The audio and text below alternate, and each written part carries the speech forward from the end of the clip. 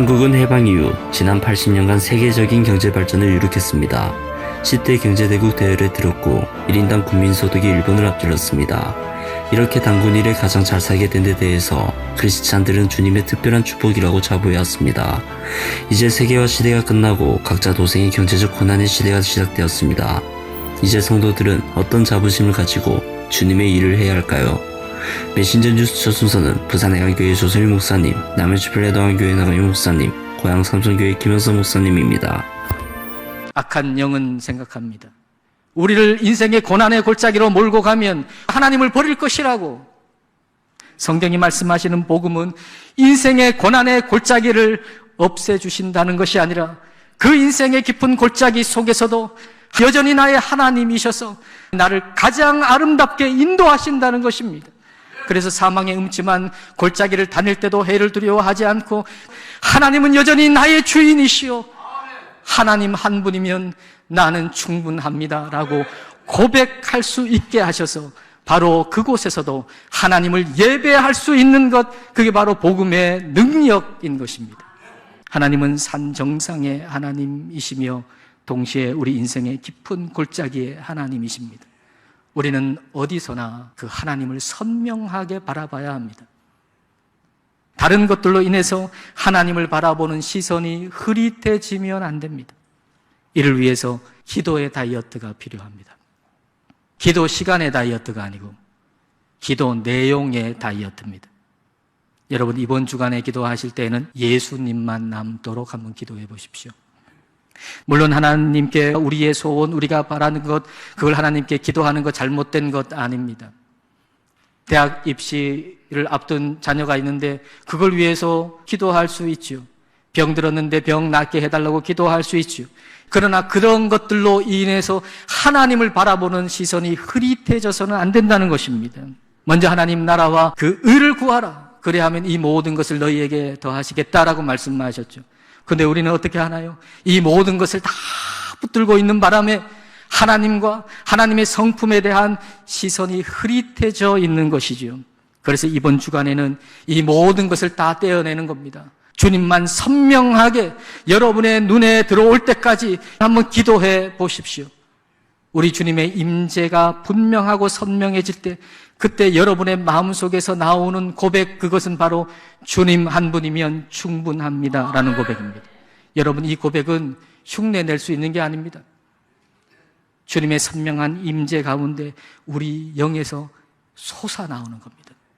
그 고백을 드릴 때, 그 어느 때보다 우리는 하나님으로부터 큰 위로와 새 힘을 얻게 되는 것입니다. 오늘 읽은 본문은 사사 입다라는 사람의 이야기입니다. 자, 이제 입다는 이스라엘 민족을 구원하기 위해서 암몬과의 전투에 나섭니다. 전투에 나가면서 만일 하나님께서 승리하게 해주시면 돌아올 때 자기를 영접하러 처음 나오는 그 사람을 희생제물로 바치겠다. 자, 그렇게 성원을 하고 전투에 나갔는데 입다는 적들을 크게 무찌르고 승리했습니다. 자, 그런데 문제가 벌어집니다. 자신의 무남 동료 외동딸이 가장 먼저 달려나오는 거예요. 지금 입다는 자신이 한 서원 때문에 자기 딸을 희생시켜야 되는 거예요. 입다는 그런 황망한 상황에 대해서 통탄하지만 2달 동안 딸에 대한 애국의 기간을 가진 후 자기가 서원한 대로 딸에게 행하고 맙니다. 이 약속에서 문제가 되는 부분은 무엇입니까? 전쟁에서 이기면 감사한 마음으로 하나님께 예배를 드리고 제사를 드리는 것이 당연한데 왜 사람을 제물로 바치겠다고 했는가 하는 부분이죠. 소나 양 같은 가축을 제물로 드린다고 했으면 문제가 없었을 장면입니다. 그러한 인신제사를 하나님께서는 처음부터 아주 싫어하시고 역겨워하신다고 말씀하면서 이스라엘 백성들에게 아주 강력하고 분명하게 금지하게 하셨습니다. 여러분, 그들이 우상신에게 사람을 바치는 인신제사를 하는 목적은 신을 자기 뜻대로 움직이도록 매수하는 것과 같은 것이었습니다. 지금 입다도 그런 사고방식을 가지고 있었고, 나에게 승리를 주면 소나 양 정도가 아니라 사람을 바칠 때니 이 전쟁에서 반드시 승리하게 해달라고 하나님과 거래를 하고 있는 것입니다. 여러분, 입다 같은 생각으로 믿게 되면 결국 구원은 하나님의 은혜가 아니라 인간의 노력으로 이루는 것이 되고 마는 것이에요. 우리의 행위나 업적에 상관없이 하나님께서는 우리를 사랑하셔서 예수 그리스도의 십자가 구원의 은혜를 부어주셨습니다. 여러분, 오늘날에도 우리가 하나님을 믿는다고 하면서도 비진리의 방식으로 생활하는 실수를 하는 경우가 있습니다. 내가 이렇게 열심히 예배드리고 헌금도 하고 봉사도 하고 새벽 기도까지 하고 그랬는데 왜 아무 보상이 없는가 생각하며 원망하기도 합니다. 여러분, 하나님을 똑바로 믿으셔야 합니다. 이방 종교, 세상의 방식, 비진리의 교훈을 따라서 믿지 않기를 바랍니다. 교회의 본질을 크게 세 가지로 설명합니다. 첫 번째는 캐리그마, 복음 그 자체를 말합니다. 더 쉽게는 전도와 선교를 말합니다. 두 번째가 코이노니아입니다. 교제라는 뜻이죠. 서로 연합하여 그리스도의 몸을 이루고 복음의 사명을 감당하는 것. 그 다음 세 번째가 디아코니아라고 합니다. 이게 봉사라는 뜻이에요. 디아코니아라는 단어에서 집사라는 직분의 용어가 이 말에서 나왔어요. 이 세 가지의 기준을 가지고 교회의 건강성을 판단합니다. 우리 한국에 첫 번째 순교당한 선교사님이 있습니다. 토마스 선교사입니다. 이 토마스 선교사 고향 마을에 교회도 갔습니다. 아버지가 목회하던 교회에 그곳에서 신앙생활하고 그곳에서 선교사로 파송받고 후원받았어요. 23살에 결혼해서 25살에 중국으로 파송되어서 선교사역을 감당했지만은 풍토병으로 인해서 아내를 잃어버리고요. 두 자녀를 다 잃어버립니다. 25살 나이에 가족들을 다 잃고 낙심과 시리에 빠져 있었을 당시에 조선이라는 작은 나라가 있는데 아직도 복음이 전해지지 않았다는 이 소식을 듣게 됩니다. 그러면서 호롤단신 그 조선 땅으로 복음을 들고 찾아가겠다 결단을 하고 1866년 저널 셔먼호를 타고 대동강으로 들어오다가 백사장에 도착을 했는데 당시에 피부색 다르고 머리 색깔 다른 백인을 보니까 내리자마자 신문할 필요도 없이 오랑캐가 우리 땅을 더럽혔다 해서 그 자리에서 칼을 빼서 참수시킵니다. 그때 나이가 27살. 짧은 생이었지만 그 피가 한국교회 복음의 씨앗이 됐습니다. 그때 당시에 런던의 교회가 파송한 선교사 숫자가 1800명이 넘었습니다. 복음을 전해서 영혼을 살리는 일에 최선을 다했고 아주 열정을 다해서 감당했던 그 현장을 돌아볼 수 있었습니다. 파송 뒤에도 지속적으로 기도하고 후원했던 것을 볼 수 있었습니다. 이 말씀을 붙들고 우리 자신을 돌아볼 수 있게 되시기를 바랍니다. 본질에 충실하려는 열정이 내 안에 살아있는가? 그러면서 우리가 살아가는 삶의 현장을 아름다운 하나님의 나라로 만들어갈 때 불신자들이 교회를 향해서 고개를 돌리고 발걸음을 돌리는 겁니다. 그게 우리의 역할이에요. 그동안 세계 최고 수준의 경제 발전과 개인 소득의 급속한 증가 덕분에 모두가 자기 개인 구원과 이 땅에서 경제적인 축복을 누리는 데만 익숙해져 왔습니다. 이제 경제 위기가 본격화되면 크리스찬들은 주님의 심부름꾼답게 그렇게 희생하고 헌신할 수 있을까요? 메신저 뉴스 두 번째는 대전제일교회 김철미 목사님, 부상서교회 날치 목사님, 울산 호계교회 김병문 목사님으로 이어집니다. 솔로몬이 지금 하나님께 일천 번제를 드리는 예배를 드리고 있는 거였어요. 하나님은 어떻게 하실까요? 역대하 1장 7절을 읽겠습니다. 그날 밤에 하나님이 솔로몬에게 나타나 그에게 이르시되 내가 네게 무엇을 주랴 너는 구하라 하시니. 신약 성경에도 그런 장면들이 나오죠. 시각장애인이 있었어요. 바디메오라는.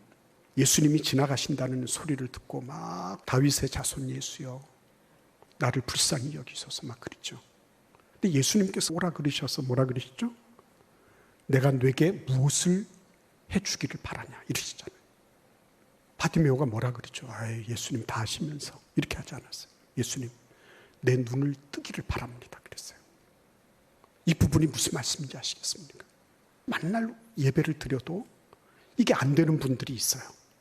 그러니까 예배를 드린다고 하는 거는 그냥 나와서 기계적으로 이렇게 뭘 하고 앉았다 섰다 뭐 이렇게 노래 좀 부르고 뭐 이런 게 아니에요. 예배를 드린다고 하는 거는 쌍방향 소통이 일어나는 거예요. 전능하신 하나님과 이걸 어떻게 해야 되나? 내가 이걸 감당할 수가 없는데 어떻게 해야 되나? 연약한 내가 만나는 자리에. 그래서 쌍방향 소통이 이루어지는 곳이에요. 첫날 만날 예배를 드려도 내가 아무런 하나님에 대한 지향점이 없고 원하는 게 없으면요, 그냥 예배 드리고 가는 거죠. 하나님을 체험할 수가 없어요. 그런 사람은 늘 그 수준에 있는 거예요. 예배를 통해서 솔로몬은, 하나님, 내가 부족한 거 하나님 아시죠? 내가 재판할 수 있는 지혜와 지식이 없어요. 하나님, 나를 도와주세요. 근데 그 다음입니다. 하나님이 이렇게 응답하시는 장면 한번 보세요. 역대하 1장 11절입니다. 하나님이 솔로몬에게 이르시되 이런 마음이 내게 있어서 부나 재물이나 영광이나 원수의 생명 멸하기를 구하지 아니하며 장수도 구하지 아니하고 오직 내가 내게 다스리게 한 내 백성을 재판하기 위하여 지혜와 지식을 구하였다 그랬습니다. 하나님이 이렇게 반응하시는 게 놀랍죠. 여러분, 교회가 일어나는 것은 예배를 드리면 드릴수록 내 작은 이기적인 이런 욕심들, 내가 잘 되고 남은 어떻게 되든지 관계없고, 이게 아니라 예배를 잘 드리면 드릴수록 내 자신을 벗어나서 전체를 볼 수 있도록, 나의 작은 감정에 의해서 움직이는 것이 아니라 하나님 나라의 전체를 바라볼 수 있도록 이렇게 만들어주시는 거예요. 중보 기도실에서 기도하는 것도 마찬가지예요. 내 주변에 있는 모든 사람들을 위해서 기도하는 것, 이타적인 그런 삶을 살아가도록. 그러니까 여러분, 하나님께서요, 그러니까 전체 나라와 민족과 세계 인류의 역사를 바라보면서 교회가 일어나서 나의 작은 영역으로부터 공익적이고 공공적인 유익을 위해서 쓰임받도록 하나님은 교회를 선택하시고 불러주신 거예요. 여러분과 제가 이 자리에 있는 이유도 그것 때문에 있는 거예요. 우리들 자신만에 위한 것이 아니라, 그래, 내가 너희에게 맡긴 이 나라, 이 민족, 이 사회, 너희들에게 맡긴 모든 직장, 너희들에게 맡긴 모든 삶의 영역 속에서 너희들이 너희들만의 유익을 추구하는 게 아니라 내가 너에게 맡긴 전체 유익을 위하여 그것을 쓸 줄 아는구나. 하나님이 길을 열어주신 거예요. 무슨 말씀이 생각이 나죠? 너희는 먼저 그의 나라와 그의 의를 구하라. 한지터라고 하는 데가 있습니다. 한국교회 지도자센터예요. 여기서 이제 주관하는 바른신학 균형 목회라는 세미나가 있습니다. 근데 이 세미나를 들으면은 한 2, 3년을 내다보는 새로운 지평을 얻을 수가 있어요. 이번에 그 세미나에서 다루었던 주제가 교회의 생애 주기입니다. 처음에 개척이 되고 세워지고 막 성장하고 활발하게 움직이고 또 그렇게 성숙한 단계에 있다가 어느 시간이 지나면은 또 쇠퇴하는 교회들도 있어요. 지금 한국 교회가 그런 과정이 지금 쇠퇴기예요. 여러분, 교회도 사라집니다. 교회는 유기체예요. 그런데 학자들이 조사를 해본 결과 이러한 쇠퇴하는 과정 속에서도 다시 리바이벌, 일어서는 교회들이 있어요. 그러한 교회들의 특징을 찾아봤더니 하나님 말씀이 있더라는 거예요. 그리고 교회가 본질에 충실하더라는 것입니다. 여러분, 교회의 본질이 뭡니까? 예배입니다. 선교입니다. 살아있는 예배, 말씀이 역사하는 교회, 그리고 선교에 집중하는 교회. 아울리치 나가고요, 섬기고 봉사하고요, 지역사회를 위해서 헌신하고요, 가만히 정체된 교회가 아니라 움직이는 교회, 샘물과 같은 교회. 저수지와 같은 교회는 망해요. 저수지는 뭡니까? 가두어 놓는 거예요. 내 보낼 줄을 몰라요. 그러나 샘물 같은 교회는 어떤 교회입니까? 흘러나가는 거예요. 퍼주는 거예요. 그런 교회는 살아나더라, 회복되더라. 할렐루야. 여러분, 우리 항서교회 금년에 또 여러 곳에 아울리치를 나갔습니다. 많은 분들이 가서 그곳에 해외, 국내 가서 섬기고 마을 잔치하고 또 주일 예배 같이 드리고, 여러분, 이거 하나님 기뻐하시는 일인 줄 믿으시기 바랍니다. 이러한 교회 가운데 하나님이 역사하시더라는 거예요. 내년에도 아울리치 나갈 때 더 많은 분들이 나가시고 구경꾼 되지 마시길 주의 이름으로 축원합니다. 그러나 결단하고 그렇게 나아가면 내게 능력 주는 자 안에서 내가 모든 것을 할 수 있게 되는 줄 믿으시기 바랍니다. 대한민국 전직 대통령 중에 이 부하에게 시해된 분이 계시죠. 근데 그때 당시에 있었던 자리가 소위 안가라는 자리입니다. 안전가옥이다 하는 거죠. 그 안전가옥에서 가장 믿을 만한 사람들, 대통령, 경호실장, 중앙정보부장, 육군참모총장 이런 사람들이 있었는데 말 그대로 그 장소까지도 안전한 가옥에 있었다 이거죠. 근데 그 안가에서 가장 안전한 그 가옥에서 아이러니컬하게도 가장 위험한 장소, 죽음의 장소가 되고 말았다는 거죠. 여러분, 이 세상에는 진정한 안정과 진정한 평안의 장소는 없습니다. 우리는 하나님이시기도 한 예수님과 함께 인생의 배를 타고 있다. 그런 분이 우리와 임마누엘 하고 있다는 거예요. 우리 인생의 배에. 주님께서는 성경 말씀 곳곳마다 내가 너와 함께하고 있다는 이것을 우리에게 계속 강조하고 있습니다. 그래서 우리의 믿음이 나 혼자만의 일방적인 주님을 향한 마음이 아니라 우리 주님은 내가 너와 함께하고 있으니 너희들의 믿음을 굳건하게 하라는 거예요. 우리가 대표적으로 아는 말씀이 이사야서 41장 10절 말씀이잖아요. 그죠? 두려워하지 말라. 내가 너와 함께함이라. 놀라지 말라. 나는 내 하나님이 됨이라. 내가 너를 구세게 하리라. 참으로 너를 도와주리라. 참으로 나의 오른손으로 너를 붙들리라. 아멘. 여러분, 여기에서 하나님이 함께 한다는 전제를 가지고 우리에게 믿음을 요구하시는 것을 볼 수가 있습니다. 또 여호수아서 1장 9절 말씀이 내가 내게 명령한 것이 아니냐, 강하고 담대하라, 두려워하지 말고 놀라지 말라, 내가 어디로 가든지 내 하나님 여호와가 너와 함께 함이니라 하느니라 그랬습니다. 무작정 네가 믿음을 가지고 강하고 담대하는 것이 아니라 하나님이 함께하고 있기 때문에 하나님 여러분의 인생에 여전히 성선하고 계심을 믿고 강하고 담대하시기 바랍니다.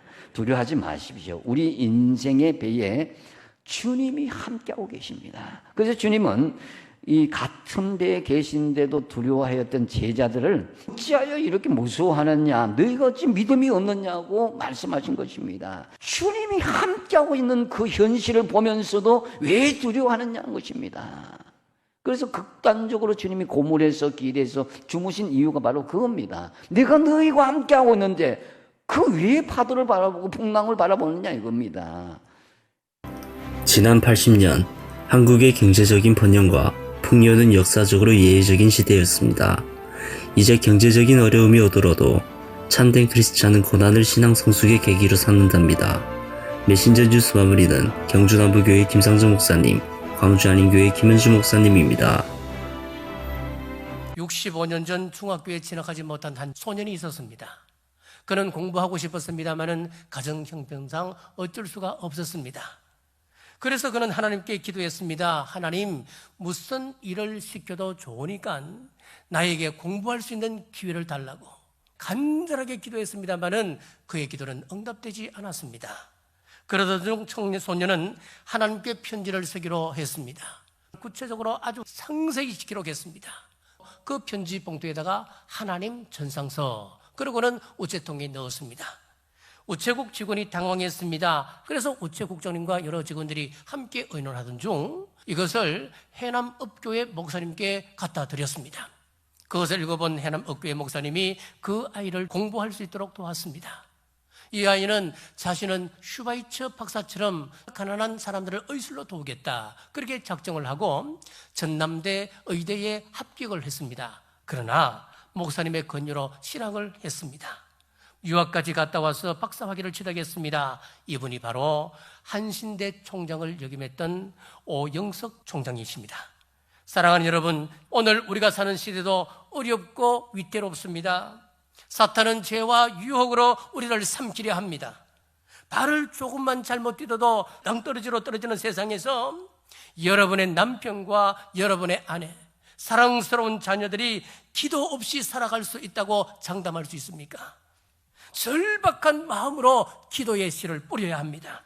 너희 근심이 도리어 기쁨이 되어라.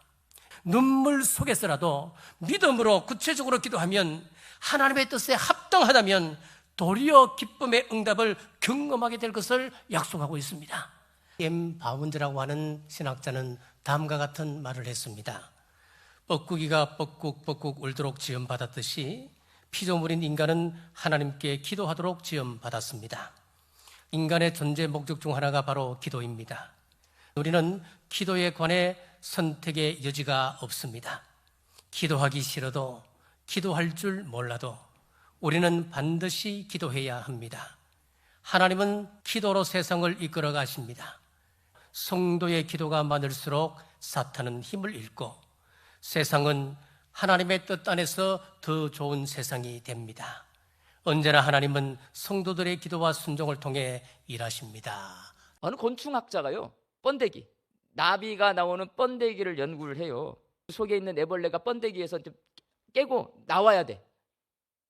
근데 너무 힘들게 나오는 거예요. 껍질이 딱딱하니까. 곤충학자가 나오는 것을 도와주려고 그 껍질을 찢어내니까 쑥 나왔어요. 근데 문제가 생겼어요.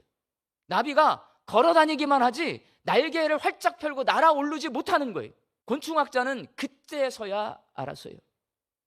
이 나비가 번데기에 단단한 껍질을 스스로 찢고 나오는 그 고난의 과정 속에서 날개에 모든 피가 몰려간대요. 그 고통스러운 그 과정을 통해 날개가 강해져서 하늘을 날 수 있는데 그걸 찢어내버렸어요. 그 과정이 사라졌어요. 못 난다는 거예요. 마찬가지입니다. 우리가 이 땅에서 죄와 싸우는 고난을 겪는 것은 나비가 번데기의 껍질을 찢고 나오는 고통스러운 과정과도 같습니다. 그러니 고통스럽지만 잘 참고 견뎌내야 합니다. 힘들어도 죄와 싸워서 이겨야 합니다. 여러분, 실제적으로 예수님을 믿잖아요? 내 삶이 피곤해집니다. 죄짓지 않고 하나님 말씀에 순종해서 살기 위해 손해를 감수해야 합니다. 내가 하고 싶은 대로 하지 못해서 고통스럽고 내가 하기 싫은 일을 해야 해서 고통스럽습니다. 예수님 때문에 화를 참아야 돼요. 원수를 마음껏 혼내주고 싶은데 예수님 때문에 원수를 사랑해야 하니 너무나 고통스럽습니다. 예수님을 믿으면 막 복이 쏟아지고 모든 것이 만사형통하고 이런 말이 성경에 없어요, 여러분. 내가 지금 어떤 고난을 겪고 있는지 여러분 생각해 보시기 바랍니다.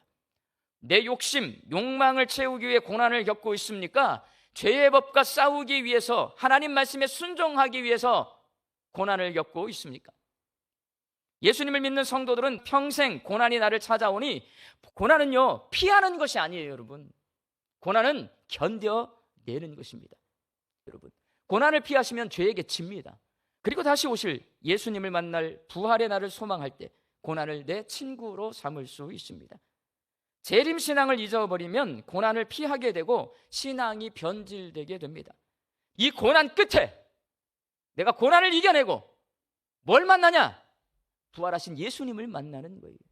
내가 부활의 몸을 덧입는 거예요. 이 소망이 있을 때 우리가 고난을 이겨낼 수 있습니다. 일반적으로 사람들은 수고하고 무거운 짐진 자들아 다 내게로 오라, 내가 너희를 쉬게 하리라 라는 이 예수님의 말씀을 생각하면서 내가 곤란하고 고통스러운 문제를 해결받고 고난의 삶에서 벗어나 평안한 삶을 살기 위해 예수님을 찾아와 예수님을 믿으려고 합니다. 그러나 예수님께서 말씀하신 수고하고 무거운 짐이 내가 생각하는 그런 짐이 아니라 사람의 능력으로 해결할 수 없는 죄의 짐을 말하고 있는 것이고, 예수님이 말씀하시는 쉼이 죄로부터의 자유라는 것을 알게 됩니다. 예수님을 믿으면 현재의 고난, 지금 고난받는데요, 여러분. 그래도 예수 믿을 건가? 성경은 우리에게 묻습니다. 아홉 목사님들의 말씀 전체를 들으실 수 있도록 전부 링크해 두었습니다. 아직 메신저 뉴스 구독을 누르지 않은 시청자님이 계시면 지금 구독과 좋아요, 알림 설정 같이 부탁드립니다. 다음 주까지 안녕히 계십시오. 메신저 뉴스 김성욱입니다.